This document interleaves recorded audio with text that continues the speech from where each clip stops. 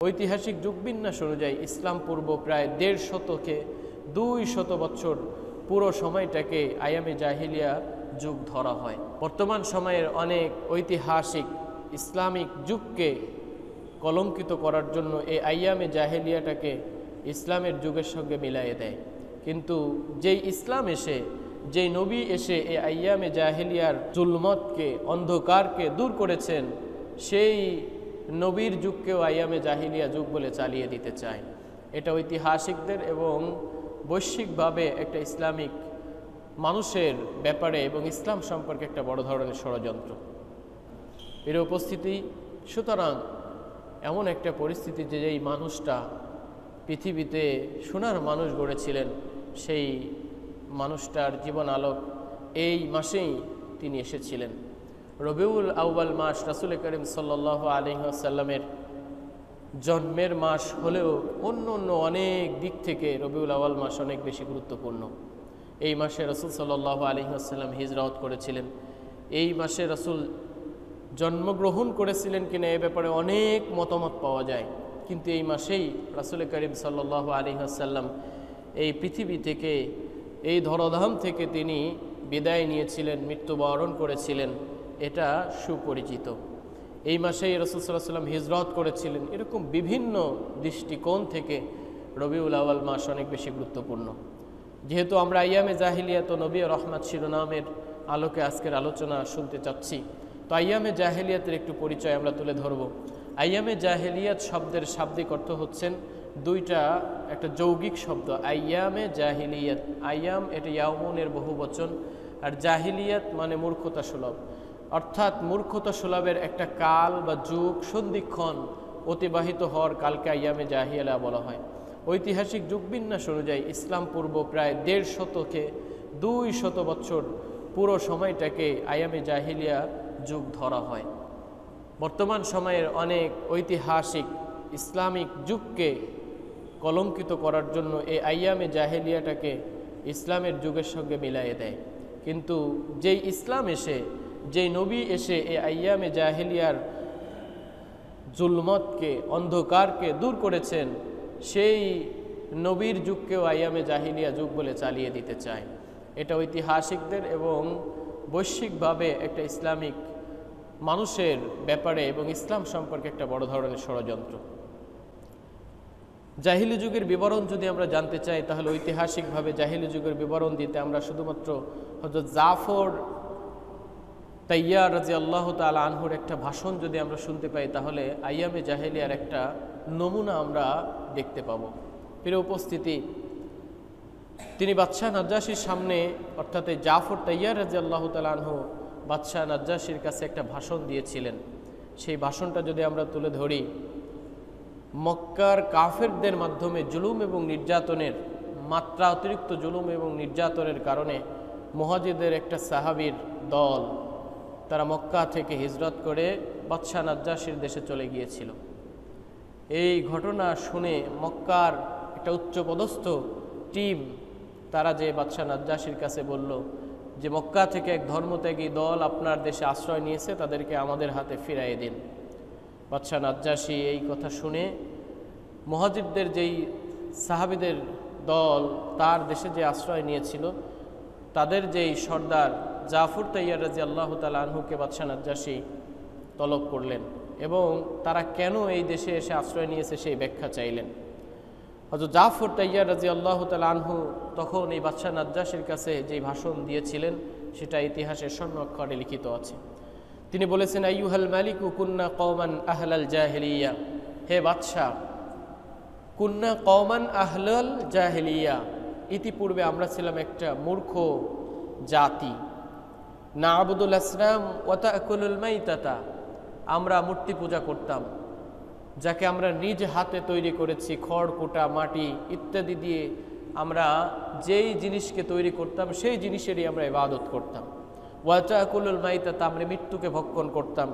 ওয়া না'তিয়াল ফাওয়াহিশা, আমি জিনা ব্যভিচারে আমরা লিপ্ত ছিলাম। ওয়া নাকতাউল আরহাম, আমরা আত্মীয়তার বন্ধন ছিন্ন করেছি, বিভিন্ন মারামারি কাটাকাটিতে লিপ্ত ছিলাম। ওয়া নুসিয়াল জাওয়ারা, আমরা বিভিন্ন অন্যায়ের ভিতর লিপ্ত ছিলাম। ওয়ায়াকুলুল কবিয়্যু মিন্না যায়িফু, শক্তিশালীরা দুর্বলদের উপরে বোঝা হিসাবে তাদেরকে গিলে ফেলার একটা উপক্রম, একটা পরিবেশের ভিতরে আমরা ছিলাম।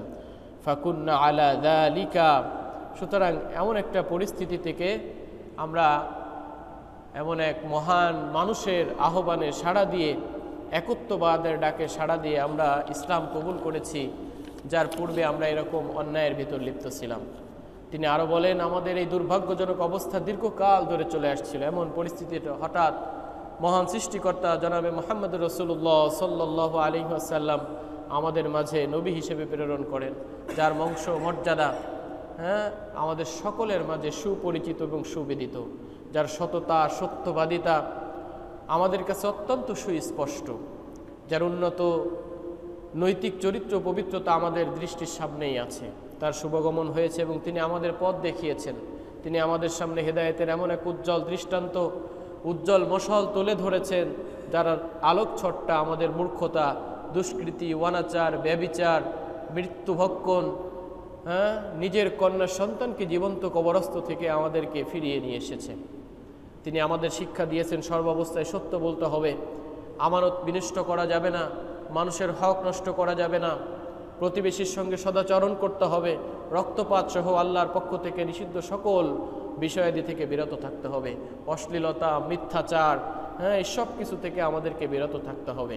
এত চমৎকার কথা, এত চমৎকার কাজ যিনি করেন, তার উপরে তিনি যার পক্ষ থেকে আমাদেরকে যেই বাণীর দাওয়াত দিয়েছেন, যে ইলাহের দাওয়াত দিয়েছেন, যে একত্ববাদের দাওয়াত দিয়েছেন, সে একত্ববাদের দাওয়াত আমরা স্বীকার করেছি এবং পূর্বে যেই শিরিকের ভিতরে আমরা লিপ্ত ছিলাম সেই শিরিক থেকে আমরা বেঁচে গিয়েছি।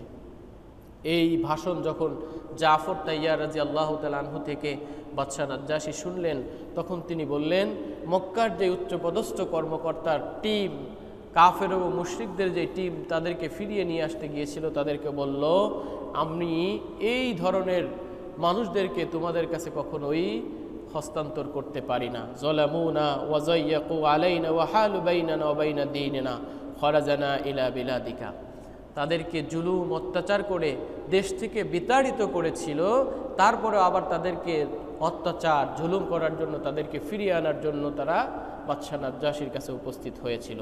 বাদশাহ নাজ্জাশী এই স্পষ্ট ভাষা, স্পষ্ট ভাষণ শুনে তিনি বললেন, ফালা ওয়াল্লাহি লা উসলিমুহুম ইলাইকুম, আল্লাহর শপথ, এমন পবিত্র বিশ্বাস পোষণকারী লোকদেরকে তোমাদের হাতে আমি সুপর্দ করতে পারি না। সিরাত ইবনে হিশামের এই বর্ণনা থেকে এটা বোঝা যায়।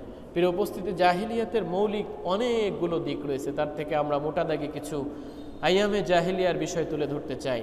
আইয়ামে জাহিলিয়াতের সবথেকে বড় অন্যায় ছিল হচ্ছেন শিরিক এবং কুফুর। আইয়ামে জাহিলিয়াত তথা অন্ধকার যুগ তৈরি হওয়ার পেছনে মূল কারণ ছিল তারা নিজেদের স্রষ্টা, নিজেদের সৃষ্টিকর্তা আল্লাহ সুবহানাহু ওয়া তাআলাকে তারা ভুলে গিয়েছিল এবং ইলাহকে ভুলে যে তারা ছোট্ট থেকে ছোট্ট, আদনা থেকে আদনা বিভিন্ন বস্তুর কাছে তারা মাথা নত করত। বিভিন্ন বস্তু, পাথর, গাছপালা, বিল্ডিং ইত্যাদির কাছে তারা ইলাহ মেনে, তাদেরকে স্রষ্টা মেনে তাদের কাছে তারা সবসময় মাথা নত করত। এই যে শিরকে লিপ্ত হওয়ার কারণে প্রত্যেকটা মানুষ ছিল খুবই অস্বস্তি পরিস্থিতিতে। আমাদের কল্যাণের স্রষ্টা একজন, আমাদের বিদ্যার স্রষ্টা একজন, আমাদের খাদ্যের স্রষ্টা একজন, আমাদের অমঙ্গলের স্রষ্টা একজন, আমাদের মঙ্গলের স্রষ্টা, এরকম এক একজন, এক একটা বস্তুকে এক একটা স্রষ্টা হিসাবে যখন একটা মানুষ মানে, তখন সে অস্বস্তিতে থাকে যে এই স্রষ্টা অখুশি হলো নাকি ওই স্রষ্টা খুশি হলো। এই যে বিভিন্ন সিস্টেমের কারণে অনেকগুলো স্রষ্টাকে খুশি করতে যেয়ে একটা মানুষ তখন খুবই বিব্রতকর পরিস্থিতিতে পড়ে। অথচ আল্লাহ রাব্বুল আলামিন বলেছেন, ওয়ায়াবুদুনা মিন দুনিল্লাহি মা লা ইয়াদুররুহুম ওয়া লা ইয়ানফাউহুম, তারা আল্লাহ ব্যতীত যার ইবাদত করে, ওমা ওয়ায়াবুদুনা মিন দুনিল্লাহ, ওয়ায়াবুদুনা, তারা যার ইবাদত করে একমাত্র আল্লাহ ব্যতীত অন্য যার ইবাদত করে, মা লা ইয়াদুররুহুম ওয়া লা ইয়ানফাউহুম, অর্থাৎ তারা নিজেদের হাতে তৈরিকৃত বা নিজেদের হাতে তৈরি করিত ব্যতীত পাথর, মূর্তি ইত্যাদির যেই সমস্ত পূজা অর্চনা তারা করে, তারা না তাদের কোনো উপকার করতে পারে না তাদের কোনো ক্ষতি করতে পারে। সূরা ইউনূসের 18 নম্বর আয়াতের ভিতর আল্লাহ বলছেন। সম্মানিত উপস্থিতি, এখনও যদি আমরা দেখি একজন বিবেকবান, জ্ঞান সম্পন্ন ব্যক্তি যদি একটু সূক্ষ্ম দৃষ্টিভঙ্গিতে বিবেচনা করে যে আমি যার পূজা করছি, যার কাছে আমি মঙ্গল কামনা করছি, সে আসলেই কোনো মঙ্গল করতে পারে কি পারে না। সে তার নিজের মঙ্গল করতে পারে না, তো আরেকজনের মঙ্গল কিভাবে করবে। প্রিয় উপস্থিতি, আল্লাহ রাব্বুল আলামিন বলেছেন, ওয়াকালাতিল ইয়াহুদু উযাইর ইবনুল্লাহ ওয়াকালাতিন নাসারাল মাসীহ ইবনুল্লাহ যালিকা কাওলুহুম বিআফওয়াহিহিম ইউদাহিহুনা কাওলাল্লাযীনা কাফারু মিন ক্বাবলু কাতালাহুমুল্লাহু আন্না ইউফাকুন। এই যে কাফের এবং মুশরিকরা, শুধু কাফের, মক্কার কাফের মুশরিকরা এই যে শুধু শিরিক করেছিল, ব্যাপারটা এমনটা নয়। ইহুদি, নাসারা, সমস্ত মানুষ একাধারে আল্লাহ রাব্বুল আলামিনের সঙ্গে শিরিক করা শুরু করেছিল। যেরকমভাবে ইহুদিরা হযরত উযাইর আলাইহিস সালাতু ওয়াস সালামকে আল্লাহর সন্তান মনে করত। ওয়াকালাতিল ইয়াহুদু উযাইর ইবনুল্লাহ, উযাইর আলাইহিস সালাতু ওয়াস সালাম একজন মহান নবী ছিলেন। তিনার মেধা প্রজ্ঞা এত বেশি ছিল, মুফাসসিরিন ইকরাম বলেন এই আয়াতের ভিতরে, তাফসীর তাওজিহুল কোরআনের ভিতরে লিখেছেন যে উযাইর আলাইহিস সালাতু ওয়াস সালাম যখন এই বখতে নসরের হামলার কারণে পুরা তাওরাত ধ্বংস হয়ে যায়, সেই তাওরাত এই উযাইর আলাইহিস সালাতু ওয়াস সালাম পুরাটাই মুখস্থ করেছিলেন এবং তিনি সেটা নিজে আবার সুন্দর করে পরিপূর্ণভাবে লিপিবদ্ধ করেছিলেন। তিনি যখন এই পুরা তাওরাত লিপিবদ্ধ করলেন, তখন এই ইহুদির সম্প্রদায়ের সমস্ত মানুষ মনে করল যে তিনি নিঃসন্দেহে আল্লাহ রাব্বুল আলামিনের পুত্র, তা না হলে তিনি এত বড় কর্মকাণ্ড কিভাবে করতে পারেন, বলেন নাউজুবিল্লাহ। অথচ আল্লাহ রাব্বুল আলামিনের কোনো শিরিক নেই, শরিক নেই, তার কোনো কন্যা নেই, তার কোনো সন্তান নেই, তিনি সমস্ত অংশীদার থেকে পবিত্র। ওয়াকালাতিন নাসারাল মাসীহ ইবনুল্লাহ, এবং নাসারা তথা খ্রিস্টানরা বলে যে মাসীহ হচ্ছেন কি আল্লাহ রাব্বুল আলামিনের সন্তান। আল্লাহ রাব্বুল আলামিন কাউকে জন্ম দেননি, তিনি কারোর থেকে জন্ম নেননি। কুল হুয়াল্লাহু আহাদ আল্লাহুস সামাদ লাম ইয়ালিদ ওয়া লাম ইউলাদ। আল্লাহ রাব্বুল আলামিন এক, তিনি কাউকে জন্ম দেননি এবং তিনি কারোর পক্ষ থেকে জন্মগ্রহণ করেননি। প্রিয় উপস্থিতি, এই যে একত্ববাদের বাণী, একত্ববাদের বাণী আল্লাহর নবী মুহাম্মদুর রাসূলুল্লাহ সাল্লাল্লাহু আলাইহি ওয়াসাল্লাম সেই সময়ের এই আইয়ামে জাহেলিয়াতের, যখন প্রত্যেকটা মানুষ এই জাহেলির অন্ধকারের ভিতরে নিমজ্জিত ছিল, ডুবন্ত ছিল, সেই নিমজ্জিত একটা জাতিকে আল্লাহ রাসূল সাল্লাল্লাহু আলাইহি ওয়াসাল্লাম একত্ববাদের দিকে আহ্বান করেছিলেন। অন্যদিকে হিন্দু ধর্মে যদি একত্ববাদের কথা বলা আছে, কিন্তু তারা বহুত্ববাদ আবিষ্কার করে বসে, 33 কোটি দেবতার পূজা শুরু করে দেয়। এখনও আমরা দেখতে পাই মাসে মাসে পূজা, বিভিন্ন সময়ে পূজা, এমন কিছু নেই যে তারা তার পূজা করে না। বৌদ্ধ ধর্মের বুনিয়াদ তাদের ধর্মগুরুদের বক্তব্য মতে ক্ষুধার অস্বীকৃতির উপর, কিন্তু বৌদ্ধ ধর্মাবলম্বীগণ স্বয়ং বৌদ্ধাদেরই উপাসনা শুরু করে দেয়। এভাবে পুরো দুনিয়াতে তখন শিরিকের সয়লাভ ছিল। এমন শিরিকের একটা পরিস্থিতিতে আল্লাহ রব্বুল আলামিন মুহাম্মদ সাল্লাল্লাহু আলাইহি ওয়াসাল্লামকে আলোক উজ্জ্বল দিয়ে, আলোকবর্তিকা নিয়ে তিনি তেনার একত্ববাদের বাণী ছড়িয়ে দেওয়ার জন্য আল্লাহ রাব্বুল আলামিন রাসূল সাল্লাল্লাহু আলাইহি ওয়াসাল্লামকে প্রেরণ করেছিলেন। প্রিয় উপস্থিতি, আইয়ামে জাহেলিয়াতের আর একটা মোটা দাগে জিনিস হচ্ছেন, তারা ভোগ বিলাসের গোলাম ছিল। আল্লাহ তাআলাকে অস্বীকার করার ফলে তারা মুক্তমনা বলগাহীন জীবনযাপনে পাপাচার এবং অন্যায় অপরাধের সঙ্গে জড়িয়ে পড়েছিল। কারণ তখন জবাবদিহিতার কোনো ভয় থাকে না। যখন কোনো স্রষ্টার স্রষ্টাকেই মানে না, তখন সেই সৃষ্টি সে যে কোনো ধরনের অন্যায় কাজে লিপ্ত হতে পারে। দুনিয়াটা কেবল ভোগবিলাসের জন্যই তাদের কাছে মনে হয়, কেমন যেন তারা আল্লাহর দাসত্ব থেকে মুক্ত হয়ে তারা দুনিয়ার ভোগবিলাসের গোলাম বনে গিয়েছিল। বৈষম্যের জাত প্রাতের দুর্ভাব ছিল মারাত্মক আকারে। আইয়ামে জাহেলিয়াতের অন্যতম বড় সমস্যা ছিল তাদের সমাজে প্রতিটি স্তরে বৈষম্য প্রতিষ্ঠিত হয়েছিল। তখনকার সংস্কৃতিতে মানুষের মাঝে বৈষম্যের কোনো অন্ত ছিল না। প্রচুর পরিমাণে প্রত্যেকটা কাজে কর্মকাণ্ডে বৈষম্য ছিল। কিছু কিছু লোকদের জন্মগতভাবে সম্মানী মনে করা হতো, কিছু কিছু লোকদেরকে নিকৃষ্ট মনে করা হতো। ইহুদিরা ইসরায়েলি ও অন্যদের মাঝে পার্থক্য করত। যারা ইয়াকুব আলাইহিস সালাতু ওয়াস সালামের বংশধর ছিল তাদেরকে সম্মানী মনে করা হতো, অন্য অন্য মানুষদেরকে নিকৃষ্ট মানুষ মনে করা হতো। হিন্দুস্থানের অবস্থা আরও ভয়াবহ ছিল। তাদের মাঝে জাতপাতের অভাব ছিল না। তারা মানব গোষ্ঠীকে 4 ভাগে বিভক্ত করেছিল। তাদের মাঝে জাতপাতের অভাব ছিল না। তারা 4টি ভাগে মানুষকে বিভক্ত রেখেছিল। তারা মনে করত কিছু লোক আল্লাহ তাআলার মাথা থেকে কেউ আল্লাহ রব্বুল আলমিনের মুখ থেকে, কেউ আল্লাহ রব্বুল আলমিনের হাত থেকে, কেউ আল্লাহ রব্বুল আলমিনের পা থেকে, নাউজুবিল্লাহি মিন যালিক। এই আলোকে তারা চারটি যে বর্ণ বৈষম্য সৃষ্টি করে রেখেছে এখনও যেটা বিরাজমান, এই আধুনিকতার যুগে, মানুষ এই সভ্যতার যুগেও যেটার শিকার হয়ে আছে, যেটাকে বলা হয় ব্রাহ্মণ, বৈশ্য, ক্ষত্রিয়, শূদ্র, এই যে সব থেকে নিকৃষ্ট মনের মানুষ, নিকৃষ্ট মানুষ বলা হয় শূদ্রদেরকে, সব থেকে উন্নত জাতের মানুষ বলা হয় ব্রাহ্মণদেরকে, যেটা এখনও পৃথিবীতে বিরাজমান। সম্মানিত উপস্থিতি, এই যে বর্ণ বৈষম্য, এই যে মানুষের ভিতরে যেই বৈষম্য সৃষ্টি করে রেখেছে, এই সমস্ত বৈষম্যকে আল্লাহ রসুল সাল্লাল্লাহু আলাইহি ওয়াসাল্লাম এসে একেবারে সব কিছুকে উঠাই দিলেন। তিনি একমাত্র নবী যিনি এই সমস্ত শিরকের ডালপালাকে চূর্ণ বিচূর্ণ করে আল্লাহ রাব্বুল আলামিনের যে একত্ববাদ, আল্লাহ রাব্বুল আলামিনের যে ওয়াহদানিয়াত, সেই ওয়াহদানিয়াতকে আল্লাহ রাব্বুল আলামিনের সব কিছু দিনকে তিনি প্রতিষ্ঠা করেছিলেন। শিক্ষা দীক্ষার বিলুপ্তি ঘটেছিল, নারী জাতিকে সামাজিক মর্যাদা থেকে বঞ্চিত রাখা হতো।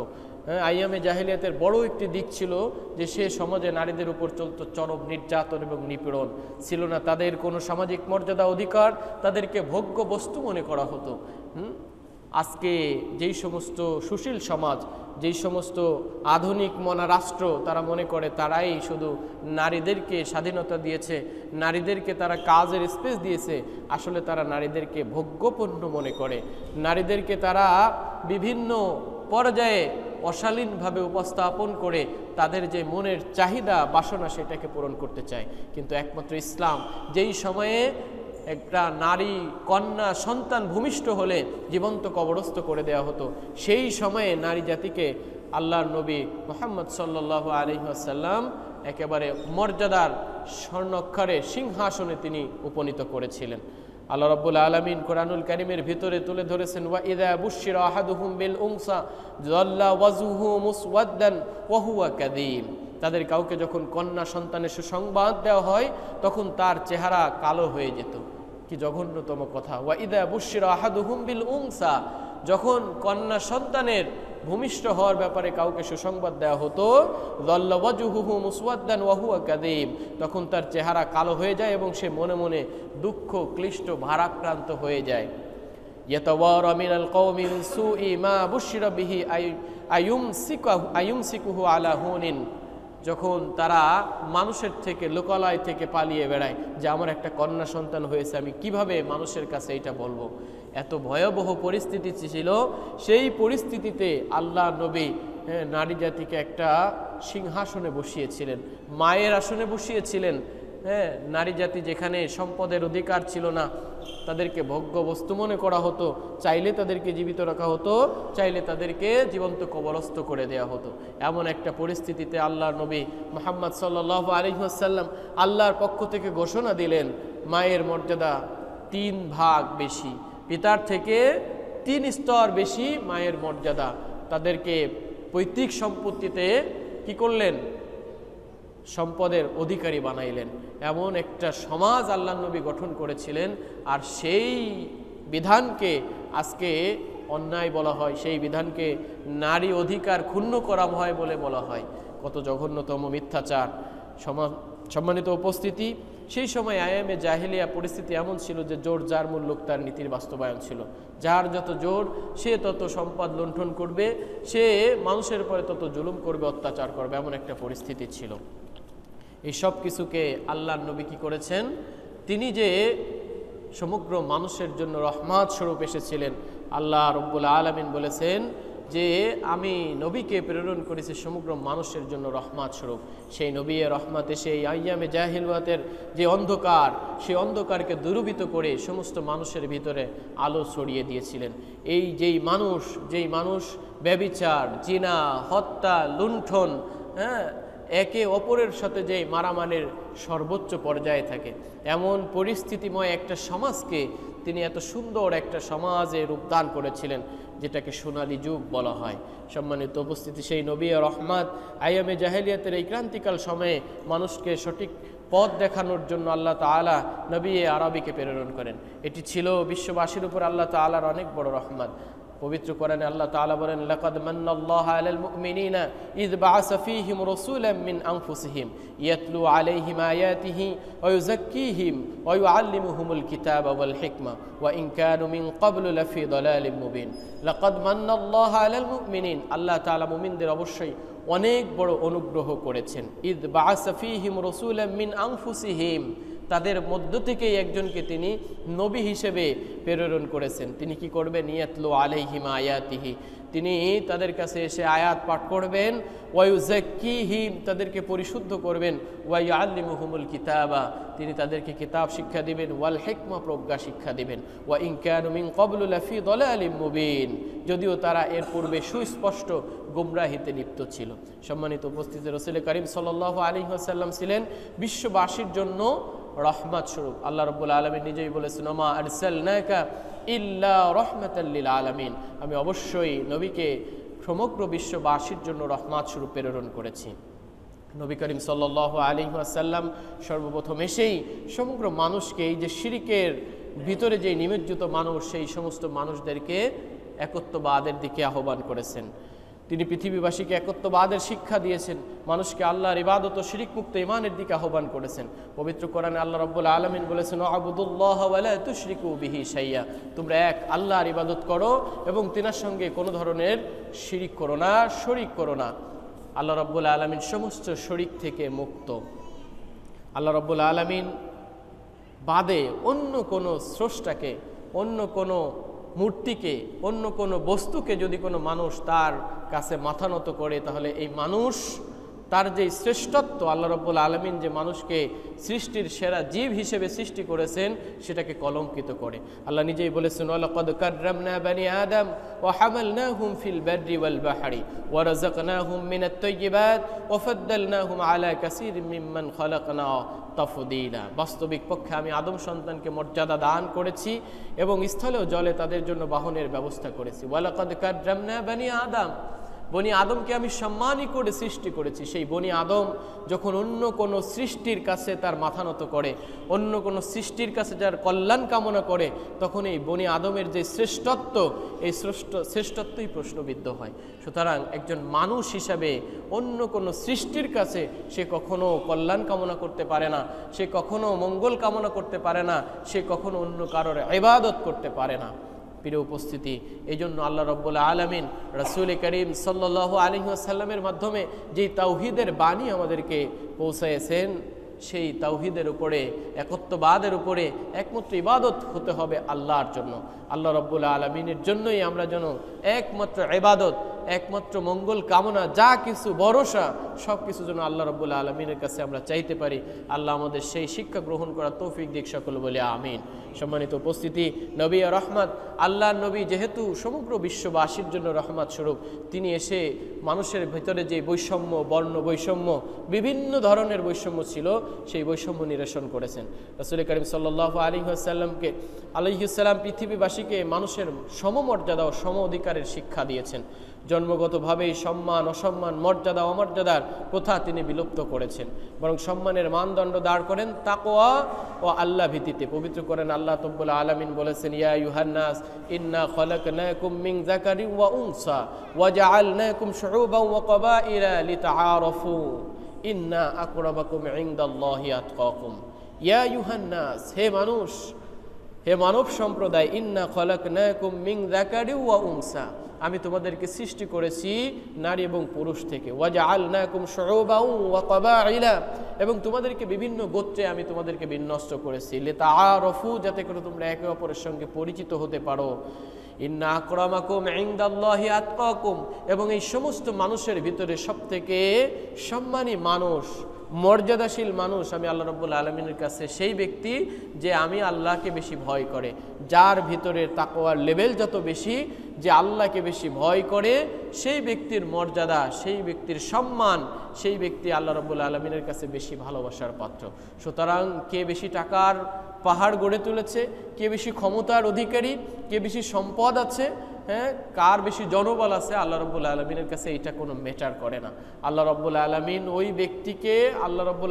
ওই ব্যক্তির সবথেকে বেশি মর্যাদার পাত্র যিনি ফকিরের ভেষে থাকেন অথবা খুবই দারিদ্র অবস্থায় জীবনযাপন করেন, কিন্তু তিনি আল্লাহকে বেশি ভয় করেন, আল্লাহর প্রত্যেকটা হুকুম তিনি পালন করেন, তার মাধ্যমে আল্লাহ দ্রোহী কোনো কর্মকাণ্ড হয় না, ওই ব্যক্তি আল্লাহর কাছে অনেক বেশি মর্যাদাশীল। সুতরাং কার গায়ের রং কালো, কার গায়ের রং ফর্সা, হ্যাঁ, এইটা দিয়ে আল্লাহ রাব্বুল আলামিন বিচার করেন না।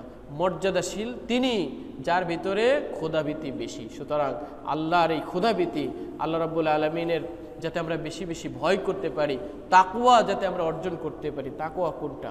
তাকওয়া হচ্ছেন সেইটা যেটা আল্লাহ রাব্বুল আলামিন বলেছেন, এবং সেটা আমরা জানার পরে ওইটাই যেন আমরা করি, যেটা আল্লাহ রাব্বুল আলামিন নিষেধ করেছেন আমরা বোঝার পরে যেন ওই নিষেধ কর্মকাণ্ড থেকে যেন বেঁচে থাকতে পারি।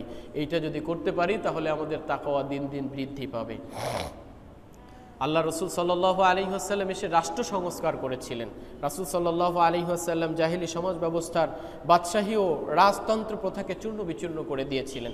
খেলাফত ব্যবস্থার মাধ্যমে রাষ্ট্র পরিচালনার ক্ষেত্রে সর্বসাধারণের রায় দেওয়ার পরিবেশ তৈরি করেছিলেন। বর্তমান যে গণতান্ত্রিক রাষ্ট্র ব্যবস্থার জনগণের মতামত রায় বিবেচনা করার বিষয়টি মূলত এই ইসলামী খেলাফত ব্যবস্থা থেকেই ধার করে নেওয়া হয়।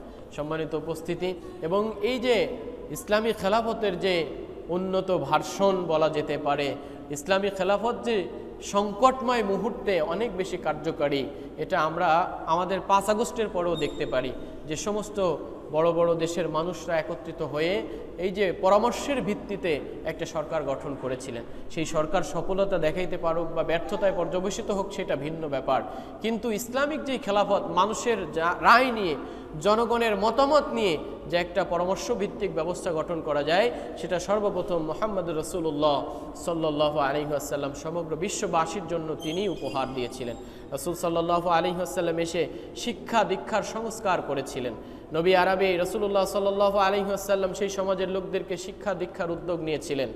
সমাজের সর্বশ্রেণীর লোকদের জন্য শিক্ষার ব্যাপক সুযোগ তৈরি করেছিলেন। শিক্ষার ক্ষেত্রে দ্বীনি এবং দুনিয়াবী শিক্ষার মাঝে কোনো পার্থক্য তিনি করেননি। মানব জাতির জন্য কল্যাণকার সকল শিক্ষা গ্রহণের প্রতি রাসূল সাল্লাল্লাহু আলাইহি ওয়াসাল্লাম উদ্বুদ্ধ করেছেন। তিনি ঘোষণা করেছেন, আল কালিমাতুল হিকমাতু দাল্লাতুল মুমিন ফাহাইসু ওয়াজাদাহা ফাহুয়া হাক্কু বিহা। হিকমতপূর্ণ কথা মুমিনের হারানো সম্পদ, যেখানেই সেটা পাওয়া যাবে তা কুড়িয়ে নেওয়া হবে। সুনানে তিরমিজির 2627 নম্বর হাদিসের ভিতরে এটা এসেছে। রাসূল সাল্লাল্লাহু আলাইহি ওয়াসাল্লামের পূর্ব সময়ে মানুষ অক্ষর জ্ঞান ছিল না, শিক্ষা গ্রহণ করাকে তারা আরও বেশি কুসংস্কার মনে করত। এমন একটা পরিস্থিতিতে আল্লাহর নবী মুহাম্মদ সাল্লাল্লাহু আলাইহি ওয়াসাল্লাম মানুষের মাঝে শিক্ষাকে তুলে ধরেছিলেন। শিক্ষার আলো দিয়ে সংশয়বাদ, কুসংস্কার সহ সকল প্রকার মূর্খতার যে মূলোৎপাটন তিনি করেছিলেন। যে সকল জিনিসকে মানুষেরা কুলক্ষণ মনে করত, তিনি প্রত্যেকটি বিষয়ের স্পষ্ট ব্যাখ্যা দিয়েছিলেন। আল্লাহ রাসূল সাল্লাল্লাহু আলাইহি ওয়াসাল্লাম বলেছেন, লা আদওয়া ওয়ালা সাফারা ওয়ালা হামাতা।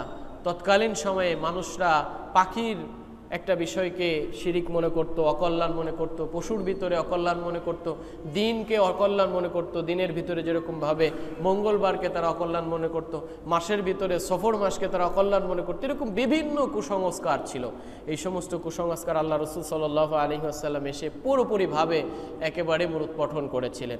নারী জাতির অধিকার প্রতিষ্ঠা করেছিল। আজকে যারা নারী জাতির অধিকার প্রতিষ্ঠা নিয়ে একেবারে চর্বিত চর্বণকারে ফেনা তুলে ফেলে, যে পশ্চিমা জাতি বা আমাদের দেশে যেই সমস্ত নারী জাতি রয়েছে, যারা এই অধিকার প্রতিষ্ঠা করার জন্য তারা মরিয়া, কিন্তু আসল যদি সত্যিকার অর্থে দেখা যায় যে নারী জাতির অধিকার একমাত্র ইসলাম প্রতিষ্ঠা করেছে, এবং সেই প্রতিষ্ঠাটাই যথাযথ।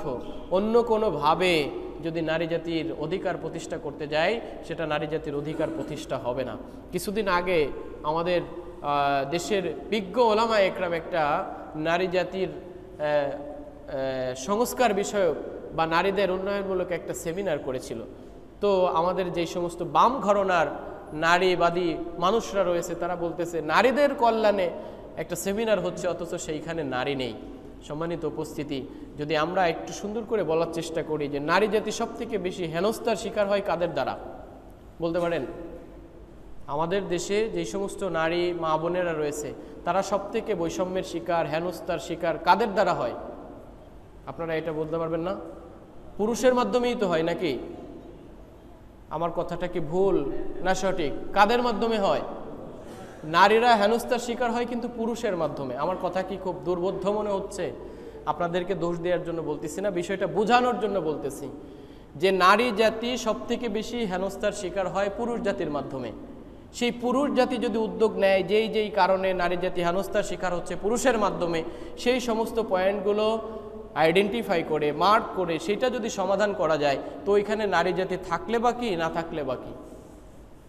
ইভেন যদি এই আলেমুলামা সম্প্রদায় তারা যদি পর্দানসীন কিছু মহিলা নিয়ে সেই সেমিনার করত, তাহলে এই নারীবাদী সমাজ বলতো যে শুধুমাত্র পর্দানসীন মহিলাদেরকে আপনারা রেখেছেন, পর্দা ছাড়াও তো কিছু মহিলা রাখা দরকার ছিল।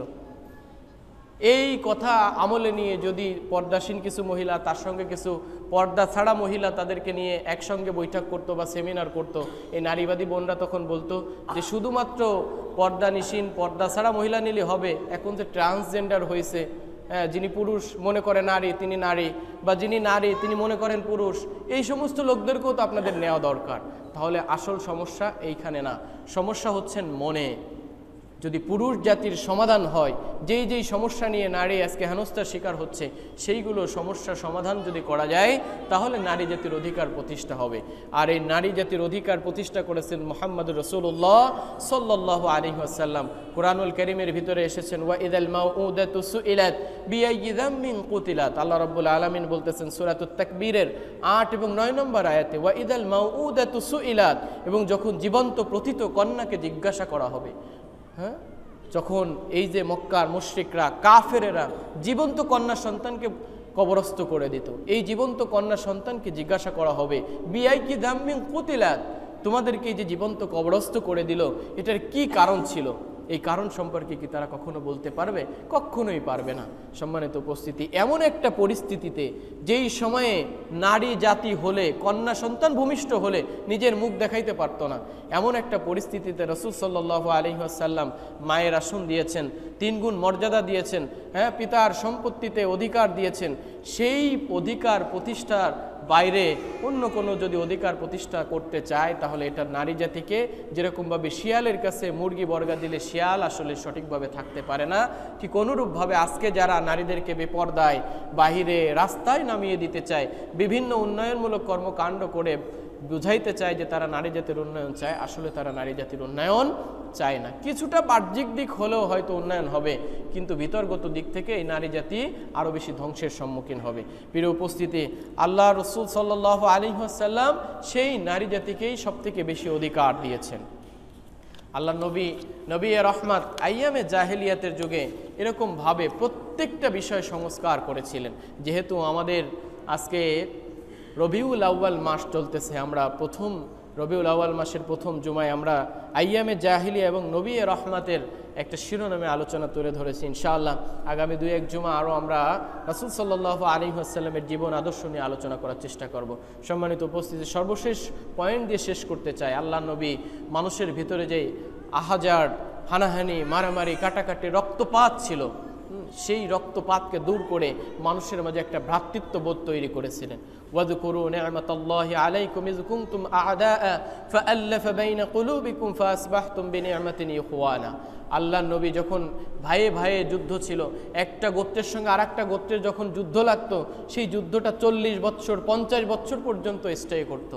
বাবা যখন মারা যাচ্ছে তখন তার সন্তানকে ওসিয়াত করে যাচ্ছে, অমুক গোত্রের সঙ্গে আমার যুদ্ধ আছে, এই যুদ্ধ তোমরাও চালিয়ে যাবা।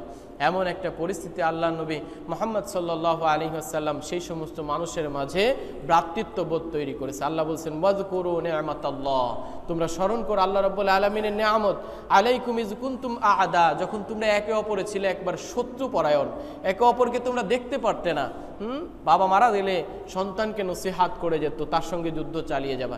এমন একটা পরিস্থিতিতে আল্লাহ রাব্বুল আলামিন তোমাদেরকে নিয়ামত দিয়েছেন, ফাআল্লাফা বাইনা কুলুবিকুম, তোমাদের এক অন্তরের প্রতি একটা মহব্বত ভালোবাসা পয়দা করে দিয়েছেন। ফাআসবাহতুম বিনি'মাতিহি ইখওয়ানা, ফলে তোমরা অনুগ্রহে আল্লাহ রাব্বুল আলামিনের অনুগ্রহে তোমরা ভাই ভাইয়ে রূপান্তরিত হয়েছিলেন। সম্মানিত উপস্থিতি, রাসূল সাল্লাল্লাহু আলাইহি ওয়াসাল্লাম ভ্রাতৃত্ববোধ থেকে শুরু করে আল্লাহর ওয়াহদানিয়ত প্রতিষ্ঠা শুরু করে নারী অধিকার থেকে প্রতিষ্ঠা শুরু করে সমাজ সংস্কার, শিক্ষা সংস্কার থেকে শুরু করে সমস্ত জায়গায় রাসূল সাল্লাল্লাহু আলাইহি ওয়াসাল্লাম হাত দিয়েছিলেন। সেই নবী রহমতকে অনুসরণ করে আমরা যদি আমাদের জীবনকে সুন্দরভাবে গুছাইতে পারি তাহলে আমরা সফলকাম হব। আল্লাহ রাব্বুল আলামিন আমাদেরকে যতটুকু কথা শুনেছে এই কথাগুলোর উপর আমল করার তৌফিক দিক, সকলে বলি আমিন। ওয়া মা আলাইনা ইল্লাল বালাগ।